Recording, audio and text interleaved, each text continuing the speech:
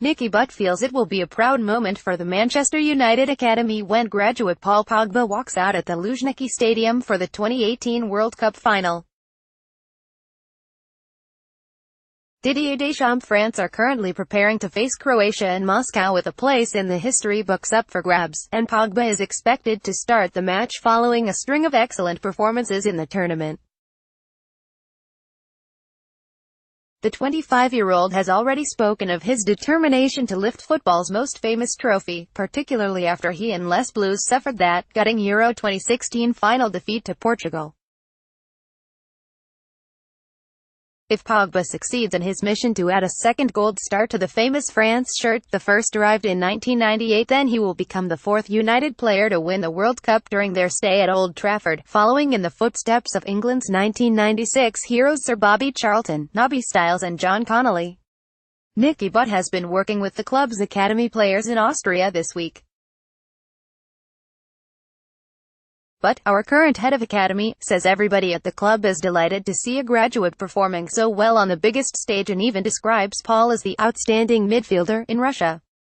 "We're massively proud of Paul being in the World Cup final," Nicky told ManUTD.com's Adam Marshall during an exclusive interview in Arbitron, Austria, where the youth teams were training from Wednesday to Saturday of this week.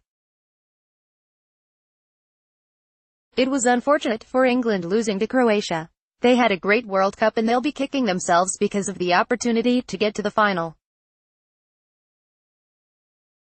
But it's a young team that has done really well, and hopefully there are a lot of good times ahead of us for England. For Paul, he has been great.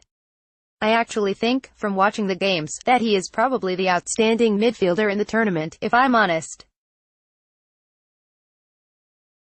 He has looked so dominant and positive with the ball, and he's got into the box and been a threat as well. So it's all good for him." But, who starred at the 2002 World Cup with England, is confident Pogba and France will prevail against a Croatia team that has been made to work hard throughout the knockout stages.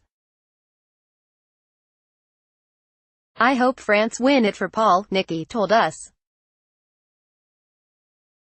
"I think they're probably favorites going into the final because they've got a lot of talent and a lot of good players. Croatia have now played 3 periods of extra time on the bounce, and that can be a disadvantage going into the final.